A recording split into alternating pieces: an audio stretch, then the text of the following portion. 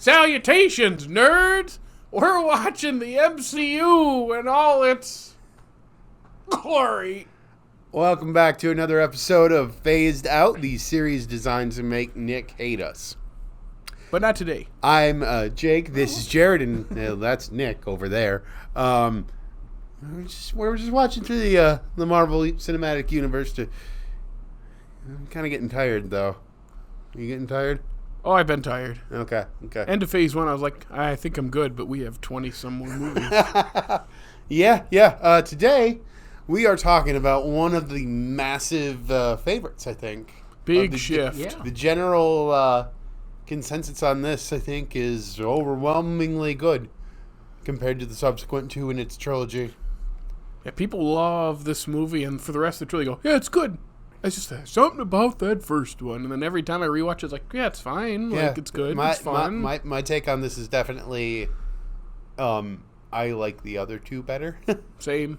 But I've only seen the third one once and the second one twice, and this is the third time I've seen this one. But again, though, this is it's such a different thing than what, it's getting back to, like, things look like a comic book now as opposed to a dreary spy thriller. Yeah, it's that adrenaline shot that they sorely needed.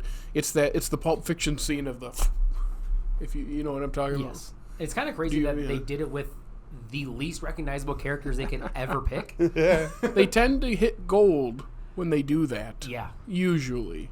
If it's too obscure, then no one cares. But this actually... You mean like when they do the comic, a movie about the person that stepped out of the universe and abducted Stephen Strange from Multiverse of Madness? Clea. Thank you. We've said this multiple times. We've said this multiple times over the weeks, but neither of us, me and Jake, can remember who it is because I have no context, and I don't think you do either. Not for that specific. And me trying to remember books I read 20 years ago. Yeah. I remember it because this movie is 10 years old.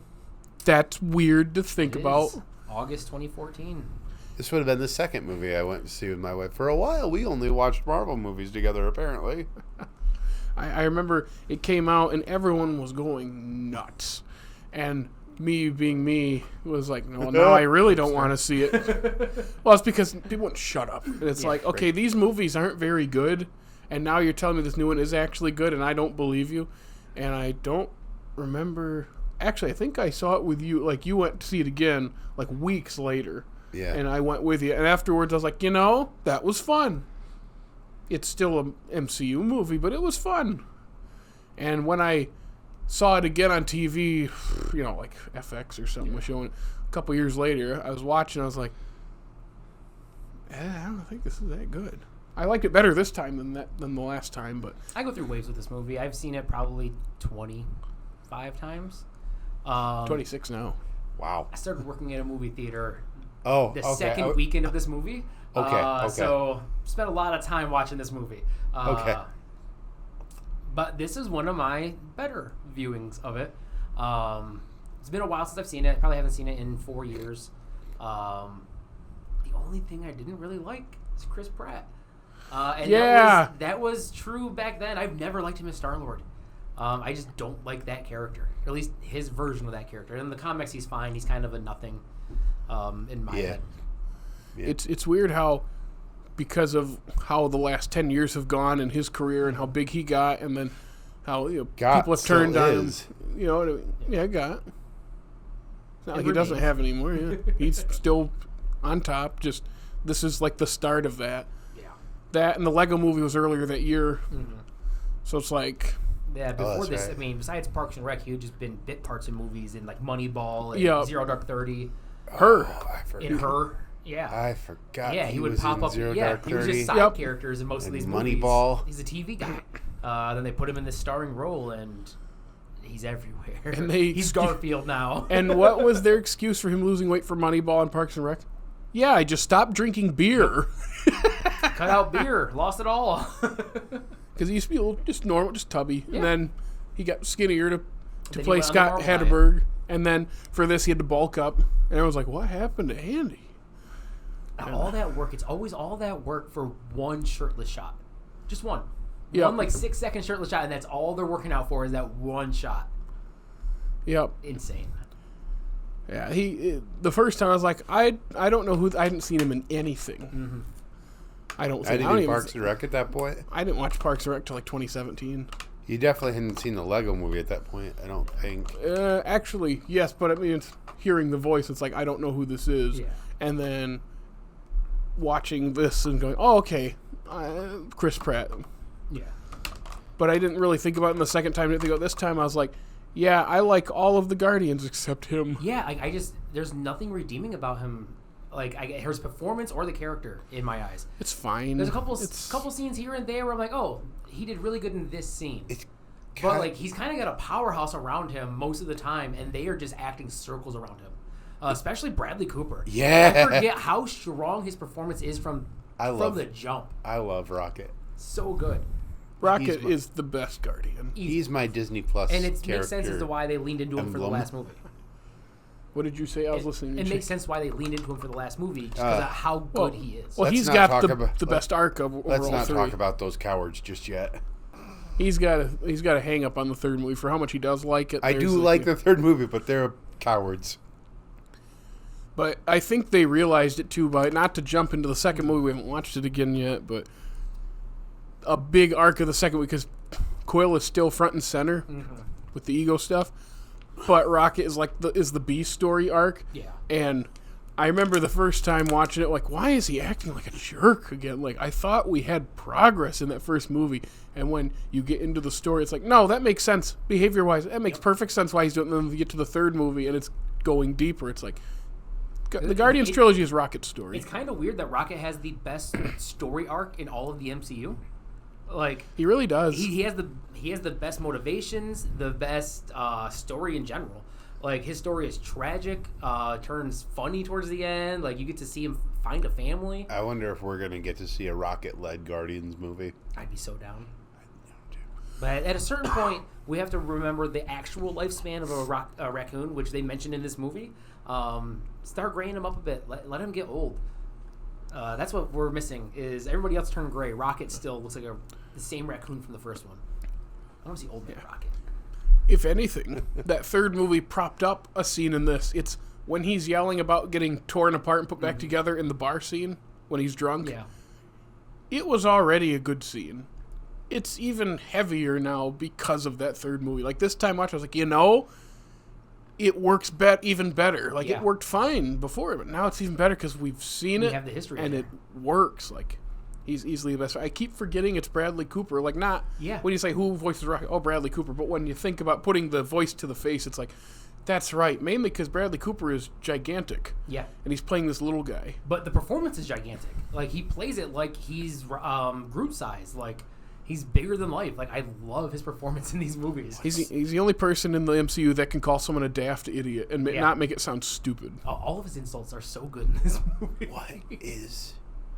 What is the movie that Bradley Cooper's in where he's a small person? That's D&D, the D&D movie. Yes. When he showed, spoiler of course, that's the surprise cameo. Is he walks in and he's tiny. It's like. That's so funny because he's like 6'6" in real life. So hard at that. That movie's great. If you haven't seen D&D, movie. go watch D&D. It's a fun time. It is like Honor Among Thieves. Sorry. Yeah. It is like you're watching someone's one shot. Hey, the original one in the 90s is great too. It's literally like you're watching someone's one shot. That's how they wrote it. Even to the point where you have a stick that they just make up what it does to help you out of a situation. Well, I mean, in. they had a straight up history check in it. I know. It was wonderful. See, everyone listening and watching, I'm surrounded by two mega nerds. I haven't even played much D&D, just very little. But have you played? The culture. You've played? I have played. And I know you are currently playing a campaign. I've never played, so here I am listening to them talk about magic sticks. I'm like, I'm not opposed to trying it. It's wonderful. In my life, but it's like I just don't. It takes a hot second to get like. That's what everyone says. Fully into, but once you're there, it just. Yeah. And a lot of people say you have to. Is it Dungeon Master DM? Is that what you have to have a good one to make it run smoothly. Especially if you're doing a homebrew. If you're doing something right from like one of the guides and everything, you can kind of fumble your way through and it's not too bad. But if you're gonna make a homebrew and make your own story and stuff, know what you're doing. We've had some where we come to an impasse and it's like, I don't know. So you should have thought about that. But Yeah. anyway. But back to Guardians. Yeah, Bradley Cooper, Rocket, best part. Vin Diesel's second best part. I don't know. I really like Drax. Dave Bautista is really good in this role. This And- one, He's good in other roles. I think they made him really stupid. Yeah, they him do, down the but second. it doesn't make his acting bad. Okay. Yeah, no, his performance, I think, carries the whole way through. I do have a question, though. About Dave Bautista? No, about Drax's character. Yeah. In this movie, I had forgot that he said initially that Ronan killed his family.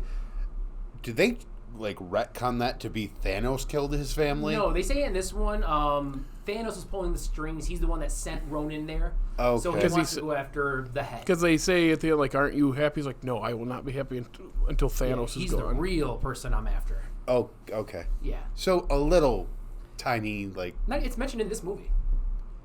but not like, oh, whatever. It's there. Yeah. It's just Ronan is the one who physically did it right in front of him. Yeah. Thanos is the one who was instructing him there to do it. to do all that. So it's like, it's both. Yeah. And of course, revenge being revenge, once it's happened, you kind of don't stop. Yeah. Yeah. So it's like, oh, I have to have a new target, and they don't lean into it at all because he's a buffoon by the next movie. That is a downgrade because I think in this where he's like he's just playing literal. he's playing it straight, Yeah. and the literal part of it is what makes it funny. Loosening him up is fine because he doesn't have to be so serious. And he gets more comfortable with the crew, Yeah. so it makes sense that he'd be a little bit more comfortable. But they realized they could shove every little immature joke into him. Yeah. So it's like, okay, yep, that's Especially what when they're you already doing. have Quill, who is the immature joke guy. Having a second one there who's even more immature. And they really stretched the limits of the believability with his Earth knowledge because it's like, you were like 8. Yeah. Like, how much do you know?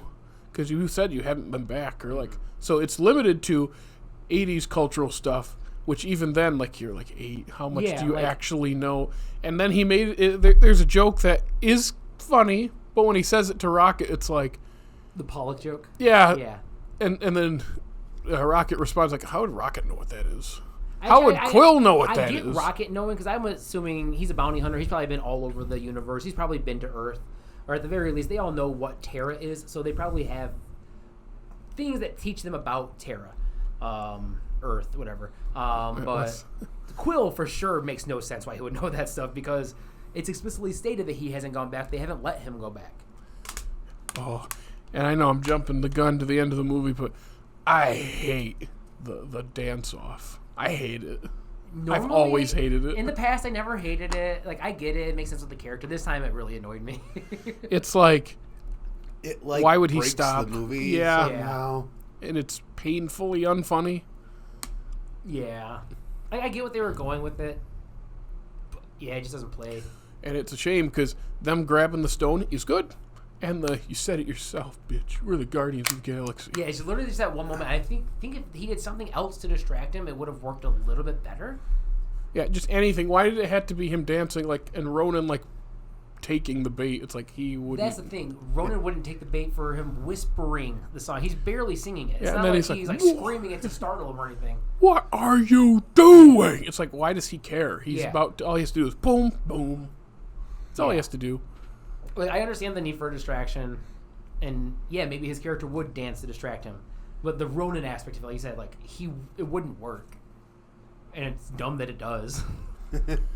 In a universe of dumb things, it's a dumb universe, but It's weird. He's not a great villain, he's not the worst. but it's like there's so much potential here. It's Lee Pace. They just don't do anything. He bathes in his victim's blood, and he's got the funny makeup and yells. You gotta let him go full pace. I did not realize that was him bathing in his victim's blood until this watch through. Same. I did not. That's always one of the moments that always stuck with me. Him smashing that head in always stuck And with it me. I don't know drains. why. Yeah. And you're like, oh, 'Cause that's, we were like- oh my yeah, 'cause gosh. It's always like, oh, this dude is oh, he means business, and then nothing. And his whole reason for turning on Thanos makes no sense. Yeah. It's nothing. He And has the stone. Is the only That's it. reason. It's just like, I'm coming for you. Like, why? I don't. Because he can, I guess. I guess I'm I know. powerful now. It's like we don't. I know we don't have Thanos time even have any to stones go at into that it. point? But No. I don't think so. Did he? No. No. No, because at the end of the glove's empty at the end of the next glove's movie. empty, yeah. So where at the end of this movie, where are all the stones? The Collector has the reality stone. Yeah. Because the Mind the Stone. Warriors 3 Mind right there. Stone's Mind in the Stone's on scepter. Earth. The Tesseract's on Asgard. The orange the, one the is Time Stone is on Earth too. yes, Yeah. and then the orange one is just always. It's on that one is. planet thing. Vormir. What? Vormir. I thought you said Boromir. No. He did I didn't. I said Vormir. Vormir. Vormir, yeah, with a V. Vormir. No I in the middle, right? No. Vormir. Vormir. I bet you that's a place that's well expanded on in the comics and just not. I actually don't think it is. I think they made it up for the. I could be wrong. I think they made it up for the movie. Convenient way to bring Red Skull back. Because like I don't. That's not like the stones. That's not what the stones are or how they're not scattered like that. Really, like they are, but not in those places. I think they just made it up. I have the Infinity Gauntlet book. I should read it. Yeah, because like I haven't read the Infinity story in so long. It's so different from the movies too. Lady Death isn't even a thing in the movies, sadly. Yeah, it's kind of funny that they mentioned at the end of Thor: The Dark World, like, well, you shouldn't have 2 Infinity Stones so close together. I go, aren't there 2 on Earth right now? Technically, there were 3 for a bit. Yeah. Because the Time Stone's just chilling. Yeah, but none of them knew what it was. There was like these little rocks. But you'd think yeah. the wizards would know. Okay, we have to watch the time thing, but also someone should probably contact them about like, hey, we got to get the scepter out of here. I just thought about fun that. way to introduce the magicians of the MCU.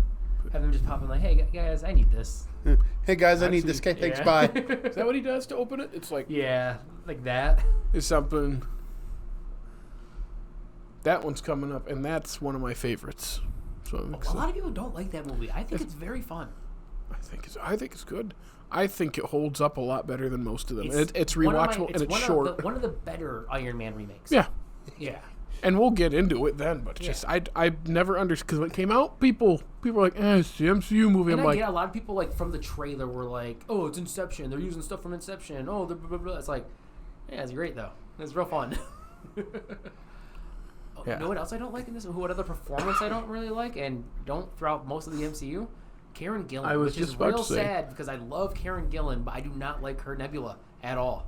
and is that from a comic context thing? Not really. I just don't like the performance.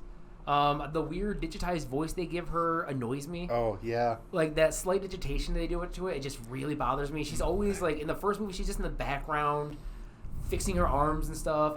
So that is it after she gets hit with a missile or something? Oh, that no one talks to my friends that way. That is one of my favorite parts of the movie. My wife was watching it with me, and you know how they have that scene where her arm is all. As a person who can't look at broken bones, that I have to look away every time for that scene. My wife's like, ew, and I was like, she's an android. Yeah, she's more part than real. See, the arm thing is ugh, but then the jaw thing is funny. It's the It's sound. just the arms for me. It's just the arms that the breaking arms Makes sense. gets me. Now, what doctor is she? Was it companion? Is that what you call him? Yeah, for Matt Smith. That's Matt Smith. Yes. And not the whole time. No, not his last season or 2 seasons. I think 2 seasons. I think Claire with him 2 seasons. That sounds right. Yeah. So yeah, except for his last 2 seasons, so most of his tenure. So that's what probably she's known for. Over like arcing story. They're definitely my favorite companions. Even though I think That's some when- of the Matt Stiff stuff is some of the weaker stuff. I disagree with that, but not heavily. We're about to have a Again, it's just nerd some of- off. Because I think his worst ones are some of the worst ones, although I think his overall has some of the best stuff. I don't think it's his fault. No. Okay. Not at all. He's my favorite doctor, too. Yeah, easily. Yeah. You were right. We are kind of the same person. Who was running the show at that time? Is that- Moffat. Yeah. That's Moffat. And that's part of the reason. There's some of the very Moffat-heavy episodes that I'm like, Yeah. oh, you can feel he had a lot of influence on this one. We didn't have you watch Don't Blink. Crap. Yeah. Blink. Blink, yeah. Yeah, well, wasn't it like the doctor's like not in it? He's in like 3 scenes, but he's like a background Yeah, character. because it's the angel thing, right? Yeah, he's that- doing a whole separate story while And we're that's watching this one. and that everyone talks about that. That, so that was that's like why. that was like the kickoff where everybody fell in love with Moffat, and then he used the angels. He ran them into the Everywhere. ground to the point where they were not scary anymore. Yeah, Doctor Who turned very procedural, where like you kind of had an overarching story where every episode was loosely connected, and that's not really Doctor Who. Like connect 2 or 3 episodes, sure, but not full 2 seasons together with one story. See, I disagree with that because like season 4 had a pretty loose overarching story. Fair, but we also had the same monster be the same monster, like main monster in multiple episodes. Yeah. Which was annoying, even though the silence is Anyway, yeah. Back to Guardians of the Galaxy. We can talk. Doctor We Who, can yeah. talk Doctor Who some other day. Some other day. I would love to. I know you don't really like it, but New Who just launched. I know. that's right. And Shooty's in it. I do love shooting. Which is gonna get me back into Doctor Who, I think. But yeah, anyways, Karen Gillan, very, very annoying in these movies. I just every time she's on screen, I hate it. Are you talking like all performances of Nebula? Pretty much. I think her Endgame performance is okay. Isn't she one of the new Guardians of the Galaxy at the end of the third one? I think so. I've only seen that one once. I think so. Yeah. I I feel think like it's her, Rocket, Groot, and Dog. Yeah. And Cosmo and I want to see. I want to see more Dog. Cosmo. Yeah. Cosmo the Wonder Dog, the Russian. Yeah. The Russian astronaut. Also, in the first also, one, just doesn't also, talk. this is jumping ahead in the movie. But when are we going to get a real Howard the movie duck? Howard Never. the Duck movie? Howard the movie duck. We wouldn't have any of these movies if it weren't for Howard. That's so we true. can't touch him again. Thanks, George Lucas. Yeah, thanks, George. Okay. He is the first Marvel movie ever made, so we'll keep him back there.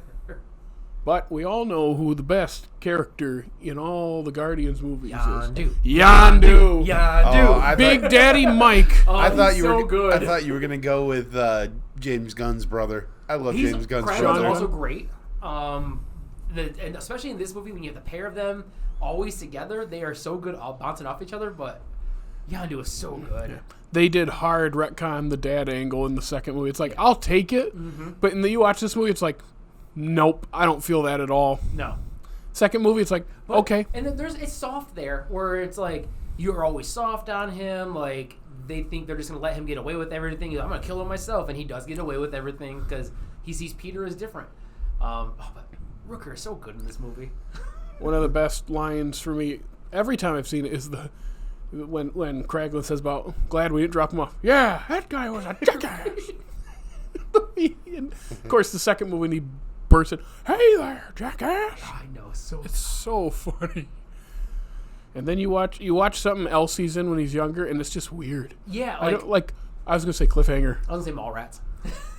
That's right. Yeah, that's because like a big Kevin Smith head, and just like that's what I always knew him from was Mallrats. Like Cliffhanger, it's like he's mad at Sly the whole Yeah. movie, and it's like, but he's so little, so he's like, you killed my wife. I'm gonna kill you, Sly, or whatever his name is. It's like, dude, just shh. and then like just before Quiet this, being time, on inside Walking voice. Dead, being like the hardcore racist dude on Walking Dead. And then it's like, oh, we're supposed to kind of like him in these movies. Last time I saw him, he was trying to murder people.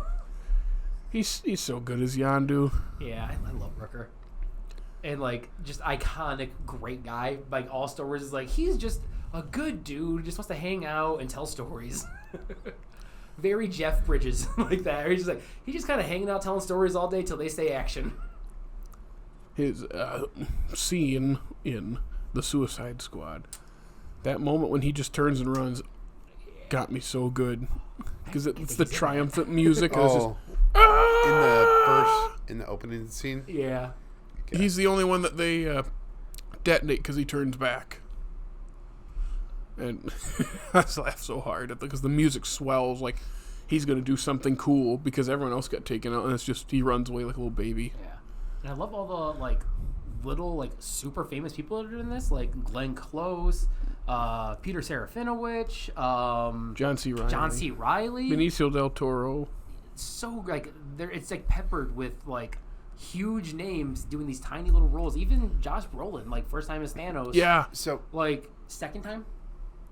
first time, I think. I think it's true. Yeah. Oh, because I'm thinking of next week's movie. It's yeah, also him. yeah, that's exactly what I was thinking too. I was like, we know the glove. Like no, Because that's next week, yeah. it wasn't him at the No, end of it was Avengers. a different actor for the Yeah. Avengers. Yeah, but like just having him in there, like They shouldn't have shown him at all in this movie. No, it should have been his back, and maybe the screen one where you see him on the wall, it's distorted enough. I think that would have been good. But yeah, I agree. Because then that scene of him, I'll do it myself, would be so much cooler if you hadn't seen him just sitting up there like that for a full scene. You want to hear my take on that, or do you want me to wait for Ultron? Yeah, wait for Ultron. Okay. I didn't realize that you were talking about it first, but they do have big names in those small roles, but they don't do enough with John C. Reilly or Glenn Close. I think what he does is good. Like, I like the whole, like, him having a family thing and this little back and forth he has with Peter. What does he say when he first gets him? He's like, hey, it's Star Prince, or whatever. I go, more. Yeah. Because he's such a good actor. Like, not even just comedic. Like, he's just a good actor. But yeah, you're right. And the fact that we don't get to really see him again, I mean, that place is gone now. Yeah, we were talking about that earlier. There is a Ravager that looks like John C. Reilly, too. Like, I know who you're talking. I was like trying to go through all the Ravagers. I know who you're talking about. He's got a beard, and I was like, that looks exactly like it, but I know it's not him. Or Taserface. Yeah. No, it's not Taserface. No. I hate the name Taserface, but I can't get mad at James Gunn for it because it's a comic accurate name. That's his name in the comics. It's stupid. No, the guy at the beginning of the movie, he's one of my favorite actors. How can I not think of his name? Jimon Hounsou. Jimon Hounsou, yes. I think that's how you pronounce his name. And I love that, like, of all the characters from this movie, his keeps popping up throughout the MCU. He's in Captain Marvel. He's in multiple what if things. I love that he's just the guy you put in movies to have a memorable background character. The Who delivery is still... Who? Yeah, so good. He's always good. Always. Should have been nominated in the 90s for Amistad. Like, Oh, for how good of a movie it is, he is the main character and carries that movie and did not get the recognition he deserved. It jump-started his career, but he should have gotten nominated for it. It's so good in that movie. I haven't seen the second part yet, but I watched the first part of Rebel Moon. And the movie is a slog through and through. But the second he pops up on screen, like, the movie shifts. Like, there's some charisma on the screen. There's somebody you want to watch. It just, the power of his presence. It's crazy how, like, I immediately, like, looked up a little bit once he started being in the movie. And he's kind of like that in most movies he's in. Anytime he pops up, like, you want to watch him. Even if Korath is such a small character.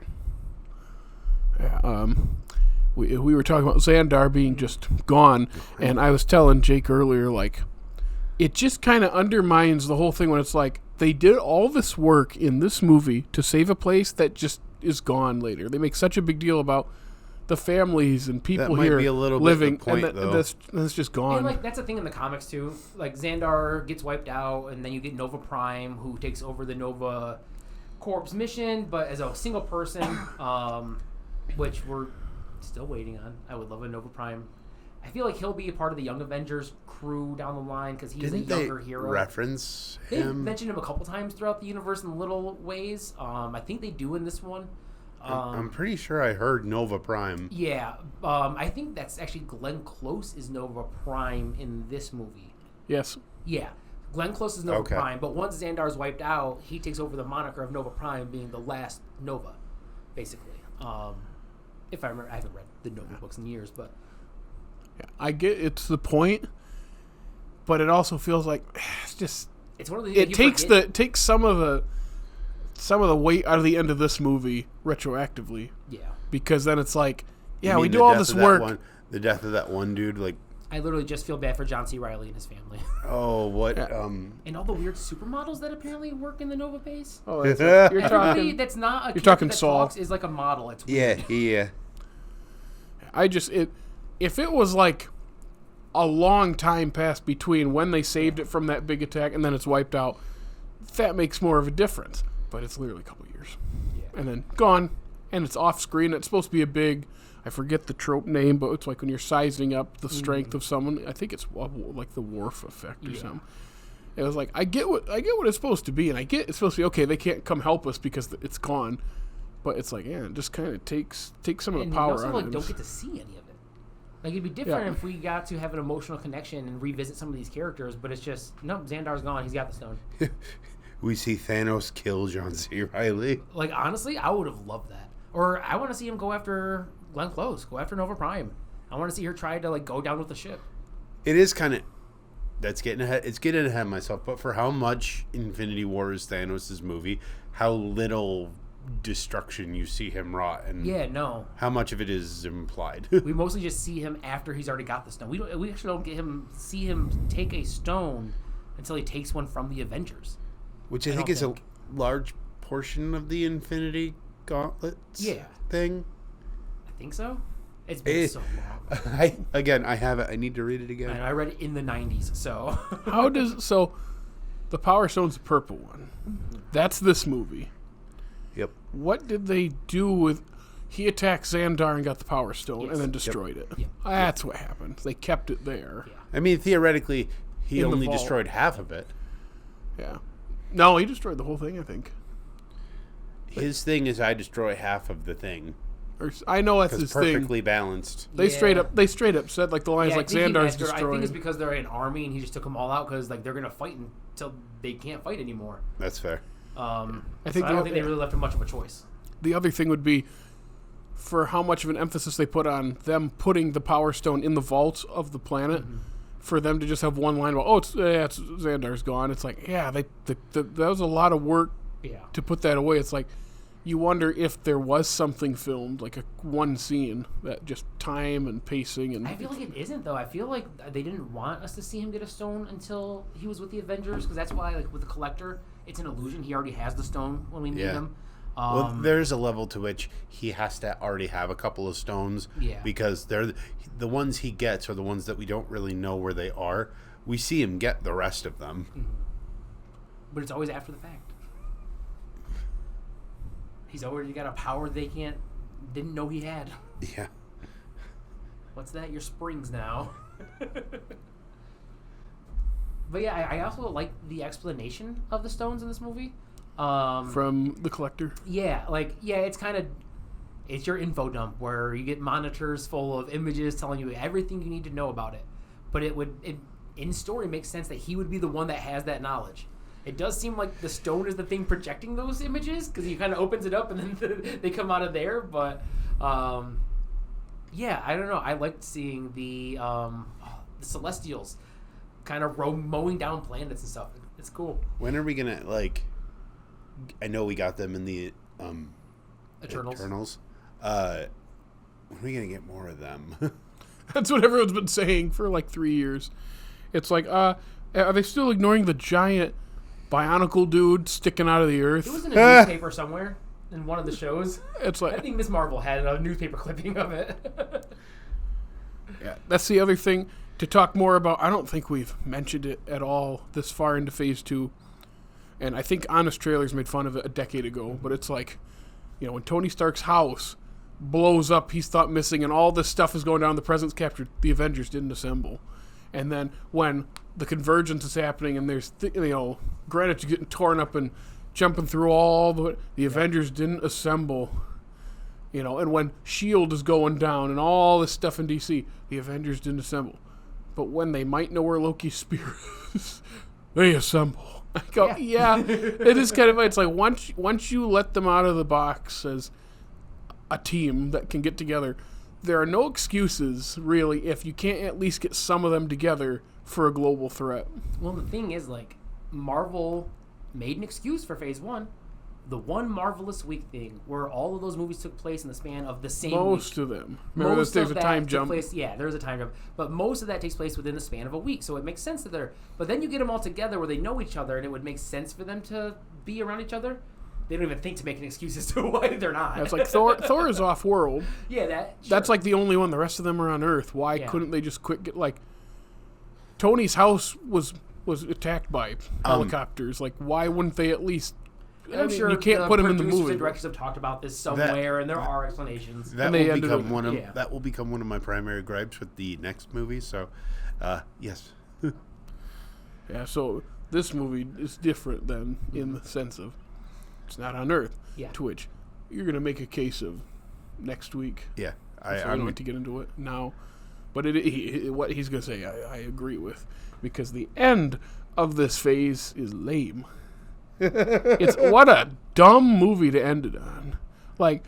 bias against Ant-Man aside, why would that be the last movie? What is the used order? to be on that movie's side. I might still be. We'll see. A Stantman?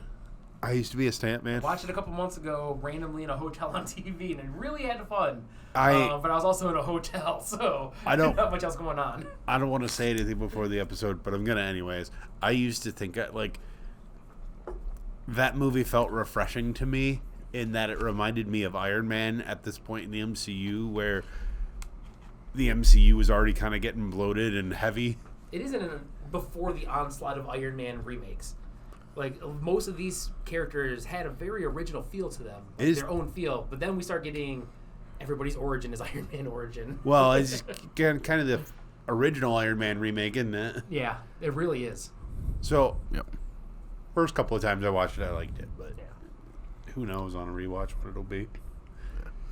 But Guardians is holding up fairly well. I It's one of the enjoy better Guardians because I don't want to throw shade at any of the other directors in the MCU, but I do feel like James Gunn is more comic book competent. Oh, definitely. Not only that, but like he also has his own original style coming from Troma and like Slither and things like that. Like he's bringing in something that most of the MCU directors aren't. Mm-hmm. They're just kind of making a studio movie or something like that, where he's like taking his entire experience as a person basically and putting it in here. Like his favorite songs are in here, and there's a lot of personal stuff he put into the movie. That was the other thing I was going to say is this is a movie that is evidence for why a soundtrack matters. Yes. From the first scene, like the opening scene, it's like it hits hard immediately because of the soundtrack. I think that this movie is not half of what it is if those songs don't hit, and if they're there and they're not edited well into a scene. Again, we all know how I love my perspective jokes. I laughed the hardest in this entire movie at that opening joke where Quill is dancing and then it cuts back to show the title and he's just tiny going like this. Yeah. I laughed so hard at that, Jared. And see, for me, I love when you use music in your storytelling, and these movies, that's all they do. Is their music is their storytelling, and that's where I love this movie. Is like, especially this one. Like, this is one of my favorite movie soundtracks of all time. I listen to it on long road trips most of the time. I remember that was very popular too. Yeah, People listening to it. I think our friend Aaron was listening to it a lot around that time. Our friend Steve was listening to it a lot too. That's right. They were going all MCU crazy because they were all like, "Oh, Winter Soldier, it's a game changer, man." And the Guardians comes up like, "Man, it's just hit after hit. They can't miss." And it's like, okay. Hey, I was right there with them. Like, this movie was huge for me when it first came out. I was gonna say I was with them on the Winter Soldier train on that. With this one, I always kind of had a fun gun to my head. I'm gonna tell you that I think the comedy in this is a little mean spirited. Oh yeah, very much so. And I don't think that jives well Oh, they're with all me. a-holes. Yeah. That's the point. I will But say I that agree with you. Sometimes it's a little bit much. This one specifically, I did. Yeah. That's why I think I like the second and third one better, is because they're less that. See, it's been a while. I don't remember liking the second one very much. See, we said that too, and then we rewatched Yeah, that's watched what I it. feel like maybe on this, because I think I've only seen the second one twice. Same. So First time I was like, okay, yeah, it's fun. And then the second time I watched it and watching the Lindsay Ellis video, it's like, there's a lot more going on than I thought. And I also actually don't like really the soundtrack as much in the second one, which it's still great. But this soundtrack is very much like everything my parents listened to growing up. Mm-hmm. So like these are Same. all already my favorite songs, and then you put them in a movie that is like in my favorite franchise. They got me. Oh yeah, there's definitely reason to love this movie. Oh yeah, Chris Pratt's just not one of them. And yet everybody loves him. I get it. Like, he's full of charisma. Like, he's not for me. It's weird that that's not his normal speaking voice. Yeah. I never thought about this because then when he not. brought it up in interviews during Infinity War, and he was like, "Yeah, my kids will hear the movie in the other room and not know it's me. Like they saw it and they didn't recognize it's like me." him as Marty McFly, kind of. It's like a little bit higher pitched and a little bit more excitable. A slightly different accent. And it all started with Parks and Rec because it's a funny voice. Yep. Because he goes, He goes up here, but Yeah, I he think has his a normal fairly speaking deep voice is but down he here. heightens it for his comic. Because that's why in that moment in Infinity War when he's trying to size himself up to Thor, and they're like, "Why are you putting on the voice?" "This is my voice." And they're like, "What are you doing?" Yeah. That's his actual speaking voice. Yeah. It's just when you have something that works and makes money and is popular, that's what they're gonna milk to death. It works for his voice acting too. I mean, that voice as Garfield does fit better than that voice as Mario. So much so. I'm still not super excited for Garfield, but it's growing on me. I'm still more At here this for point, Garfield. it hasn't come out. It's Close. coming out like a week or two from 2 when we're weeks, I recording think, this. yeah. From when we're recording this, it's long out when this comes out. Yep. I'm a bit more here for Garfield than I am for Mario, but that's another podcast. What was I going to say? Oh, back when this came out, I was kind of a Chris Pratt fan-ish because... What's a good word? A pratter? Prathead? I was kind of a Pratt head because he seemed like a good dude. I love Anna Faris. I genuinely do. But they also have a kid with cerebral palsy, which I obviously relate to. And I respected how they handled that. Subsequent years, not as great. But He just doesn't talk about his son anymore? Never mind. Let's just not. Yeah. When did they separate? Like a year or two after this, I think. Maybe it was that long ago. Yeah, because now he's married to, is it Catherine Schwarzenegger? Yeah. Is it Catherine? I think so. It's a Schwarzenegger. Yeah, it's one of them. It's his daughter, right? It's Arnold's daughter. Yeah, and they've got a daughter together now. Yeah. Poor Jack doesn't get talked about. If there is one moment of the movie that always makes me laugh from Quill, it's the back with Rocket. I'm like, well, we have to stop him. Rocket's like, why do you care? Yeah, Because why do you care? God, God, one of the idiots that lives in it. Yeah, that movie's always so good. It's so good. And also, Bradley they got my Cooper dick is the message. best. Is always a good one too. One of my favorite moments in this movie always has been is one of the final moments when Yondu opens the ball and it's the little troll. doll, and it's like the smile he has on him and everything. Like, it's such a good little moment. That's the thing that makes up for the dad Yeah. lacking thing. Because 'Cause it's that's the part that makes okay, this was real for It's him. not just him getting one over on him, but like he also knows that Yondu likes these little dolls. I was for gonna his say it's dad. kind of a double thing of it's like it he's shows that he laughing. knows him and cares. Like It's like he's laughing because he got him again, but also it's like he mentioned how he likes putting those things. in yeah, his he mentioned it dashboard. as a little offhand comment in the middle of the movie, and it's like, oh, little payoff. Like Quill knows him enough to know, like, here, I'll give you something that you actually like, at least. Might not be the thing you want. His ship went down, so maybe he got it from his ship. For all we know, I don't know. Yeah, true. Well, no, that was originally floating around on the Milano and like That's right. Okay. not In the beginning of the movie, like one of the first they're- chase scenes. Yeah, when Yeah, he's getting shot up by the water spout, it like floats by him. yeah. Okay. That arrow scene is still good. So good. It's not that long. It makes no sense. Like, obviously, somebody would have fired a shot before that arrow got through everybody. Yep. But it's still real cool. Because they tease it the whole movie. When you finally see it, like, oh, that thing's cool. Yeah.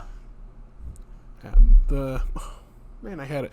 Oh, speaking back on Saul, we mentioned it, like, they make such a big deal about his death, but we don't know who he is if we're not Yeah, they a act big like nerd. Rocket knows him somehow. Hold on, Saul, and he just boom explodes when all the ships go down in the force field. Yeah. It's like there's no weight to this other than they broke through the shield because it's supposed to be a big moment. It's like we've seen him twice. Yeah. And if I would have shed more tears if it was John C. Reilly. Not to want to break We had up to learn his... about his family, and also Yeah, that that she's one of the pink ladies, like the one on the collector's thing. the big thing with this one though, like people do love it, but it's kind of just pretty basic. Oh yeah, like very basic story. Villain is Again, he's powerful, yeah. but And we see him again, Oh, Yeah. and remember how and he we were does talking... nothing. he does less than he does in this movie. Remember how we were talking about we didn't know what happened to that priest from Avengers 1? I remember what happened to him now. Yeah, Ronan just murked him. Oh yeah, that's right. Yeah, I completely forgot the whole Thanos aspect of Avengers 1. Of Loki talking to that weird dude. Yeah. I forgot he just kind of... Oh, pop goes the weasel. yeah, when I saw that, I was like, oh yeah. Kind of just unceremoniously just ends this dude's life. I do like, that's one thing. I like Nebula's reaction to that being like, is Thanos about to do? Like, she starts like looks up, starts looking around like, I don't know what's about to happen now. Were they supposed to be playing it like Gamora is bad? I don't Or know. is it supposed to be like she wasn't really bad? Well, she's trying to get away from Thanos and make her own deal, so I think she's just kind of done being bad. Okay. Kind of. I think being she's her own kind of bad. She's better in the other two movies. Yeah. Much better. They That's they 'cause kind of there's- figure out what to do with her and Nebula in the second movie. Yeah, as much as I think her performance is great, the character really... The motivations are kind of nebulous. Yeah, very loose. They kind of have for the first half of the movie just kind of walking around, making looks at people, and not really doing anything. Also, in the prison, she would not have been, unless she was snuck up on while sleeping, but I doubt she would have been. There's no way 4 guys are getting one over on Gamora. She is super strong, super quick, has like crazy abilities. She's like, you're not going to get one over on her. Those 4 guys aren't holding her down. Literally in the next movie, you see her take a giant cannon off of a ship and just wield it like a hand cannon. Like, That's right. I watched that scene this time and I was like, now that I know more about the MCU version of this character, she would have taken them out so quickly, so easily. I did also laugh at the scene where Rocket's describing the plan to Gamora and Chris and Groot just in the background. That's one of the things Gunn is so good at, is just like background comedy. Like the second one has so many little background bits in it. It's like the whole opening scene is a background bit of Groot dancing and everything else happening behind him. Yep. When Groot throws before he rips the thing out in the prison, he just throws it in the random guy. Yeah. Gets me every time. And then of course Rocket needing the leg, and So in the middle of the action, you want my what? And then when he actually gets it, he's like, "Oh, I didn't actually need it." What was his face look like? What is his face? I transferred Like it. 40,000 credits for that. Then later, and I need that, guys. I know you don't. Yes, I need it. Oh, Bradley Cooper, you're so good in this role. He's good in everything. I don't think I've ever seen a bad performance from him. I've seen a kind of a movie with a good performance of him. Yeah? Maestro. Yeah, I knew it was going to be that. What? American Hustle. Well, there's that, but Maestro is one where it's like, this movie's not great, even though he cares so much and is trying so Silver much. Linings Playbook. Hey. Careful.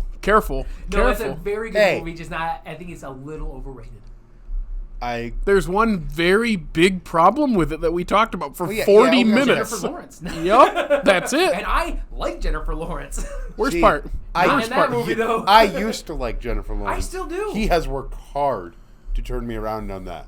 Like, hard. Like, I still like Jennifer Lawrence. I just really do not like her performance in that movie. It's so... I still get people, if I say I don't like it, they go, "What? Why?" I go, "This is the fakest thing I've ever Chris Tucker seen." puts in a better performance in Yep. that movie than she I used to does. not like he his breaks character. the movie. I know. I used to not like his character, but I was like, actually, he does have a lot to it. He really does. So, but yeah, Bradley Cooper's great in this one as well. what was I gonna say? I was gonna say something. Did we talk about everyone? Vin Diesel is Groot. Very good. Don't they write out what he's actually saying in the script? I think so, yes. So then he says it a certain way, the same 3 words. And the sad thing is, this is the only movie where we get that version of Groot. Yeah. Because a lot of people, I remember, after the movie, was like, well, they're just going to bring him back because they accept they go, well, it's not him, though. Mm-hmm. They go, well, still. I go, I don't know. It is kind of this is the only time we see this version. Well, I do like that makes his sacrifice better. It makes it real. It's not just he regrew himself. No, it's a different being. Is it it's just not, a seed. Is it not Vin Diesel in the subsequent? No, It is. Okay. But it's technically a different character. It's a different person, Yeah. I will say the moment where Rocket's crying and Drax sits down, just pets him, is a good little moment. So good. Yeah, it's like the little comfort. I I also love the behind the scenes. I was the waiting behind for the scenes picture where of it's him just- scratching Sean Sean- Gunn. Also, props to Sean Gunn for walking around squatted down the entirety of this movie, so they had reference for Rocket. They could have gotten anybody to do that, but he made his brother do it. Is it Gilmore Girls that Sean Gunn is a Yes, it character? is Gilmore Okay, that's Girls. what it is. Sean Gunn, that's the other Ravager. He's Kraglin. Yeah, Kraglin, yeah. But he also does a lot of the stand-in work for Rocket on set. This is my favorite picture. It's Dave Bautista scratching Sean Gunn's head on set in his green screen suit. It's so good. And he's got this face on, like, yeah, it's like dead serious. He's playing Rocket. It's great.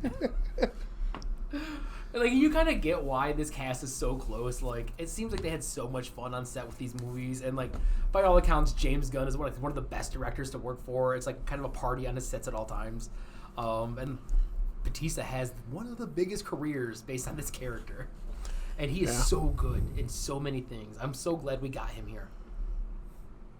What's that? Why would I put my finger across your throat? He's like, no, this is you slicing his throat. I wouldn't slice it. I'd cut his head clean off. Nothing would go over my head. Nothing. Too fast. I'd catch it. Again, playing it straight. Yeah. I think is not much dumb. funnier than the laughing buffoon. I know. Because half of the second movie is, ah ha ha ha, ah ha ha. It's like, oh. Wait, He gets do that real, again. I like, need to hear that mean a lot again. of times. Yeah. Like, I was imagining myself being intimate with you physically. I almost threw up. Yeah. Yeah. It's like, was that necessary? What were you saying? I needed you to do that laugh again. Ah ha ha ha, ah ha ha. She just told your deepest, darkest secret. That part. Although I do kind of like the idea that, like, oh, Ronan's dead. I can just chill out now. But Like, when he's not on a hunting mission, that's Drax. which is funny because in the second movie he is all and then Infinity War's after that where he goes full Yeah, I when know. Thanos is in the collector's shop. I know. Like it's night and day. It kind of makes you think it's supposed to be that way. It's a little far. I think that's why. Like he's a complete buffoon and then switches. It's like I get the switch, but like he is so different than what he was. It's kind of like what they did to Ralph in the Wreck-It Ralph movies. The first movie he is a character. That's the second fair. movie he is just an idiot. Yup, pure moron. Yeah, it's like it's not that funny. He was what happened to him being They pick up character. on a couple things that people really enjoyed, and they make it the whole thing. Mm-hmm. Sadly. It's fair. It's fair. Yeah. Guardians of the Galaxy. Good movie. Yeah. Better soundtrack. Yeah. Yeah. I think we talked about all 80 people in this movie. I also like the exchange between Rocket and John C. Reilly at the end. Yeah, the murder. Or no, What do if I- want it? What If I see something that someone else has and I want it, can I take it? and they don't. And they Yeah, don't. If I wanted more than them. Yeah. I want And if more than- what if I want it more than them? No, it's still stealing. No, you're not listening. No, you don't understand. What if I want it more than them? Then what if what does he say about the murder? He's like, what if I just took them out? Wait, what if I just killed them and took it from... Yeah. No. It's what if I just ripped their spine out of their body? Oh, yeah, Drax, That's murder. And that's So like the illegal. worst crime there is. the worst crime there is. Yeah. And even a decade later and 30 watches in, when he opens the Awesome Mix Volume 2, still gets me. Still makes me shed a tear, especially because they pick such a great song for the first song for him to listen to. Is it Ain't No Mountain High? Yes. So good. One of my favorite songs of all time. And that's the best piece of acting that he has in the whole movie is when he's silently sitting there and a tear comes over his eye. Yeah. Yeah, it's literally the best performance he puts in the movie. The rest of it is okay. Yeah. I don't have anything else to say about Peter Is there a Quill. Stan Lee cameo in this movie? Yeah. It's when Rocket's looking at people, looking for That's bounties. right. He's like, look at this guy. That's right. When was the last Stan Lee cameo? Captain Marvel. Captain That's Marvel. right, the Excelsior. Yep, where he's reading the Mallrats script. And she smiles at him. Yep. And then we see his face on a mural in Endgame. Yes. Is that right? Is it Endgame? On like the side of a building. Are you sure it's Endgame and not No Way Home, but Far Far From From I Home? think it's Far From Home, Okay. maybe. Is there nothing in Endgame then? I don't think there is. Okay. I can't Just remember. John Slattery. Just John Slatter. Another old white guy. We good? Yeah. All right, everyone. I guess that's our take on Guardians of the Galaxy. One last time, I'm going to say Rocket is the best, and I will fight you if you say otherwise. Other than that, we're going to keep moving on down this road, getting more phased out. Next week, we'll be covering the, what do I call it? How do I refer to it? Avengers 3 Days of Daltron. There you go. Avengers Age of Ultron. But until then, Jared, where can they find us? You can follow us on Facebook, Instagram, the funny TikTok, and X. Formerly known as Twitter. And you can listen to us on Apple, Google Podcasts, Spotify, iHeartRadio, and hey, if it's YouTube, like, subscribe, comment, ring our bell, make sure you rate us and like us on all those apps, and check out our groovy Rootin' Tootin' website. All right, and so with that said, make sure you don't fall asleep during Age of Ultron and have to watch it during 3 different sittings, and we will see you next week.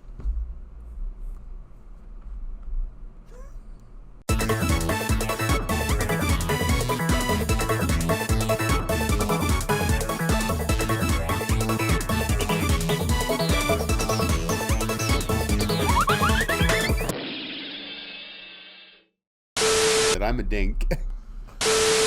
So, just because you said the word dink, my favorite YouTube channel, it's called Dinkster Daily. Somebody ring the Dinkster. Have you enjoyed your anime that you started watching? Luckily to say, very centralized. I was waiting for him to say a lot of boobs. All right. Guardians of the Galaxy. Gog. Gold. Goat.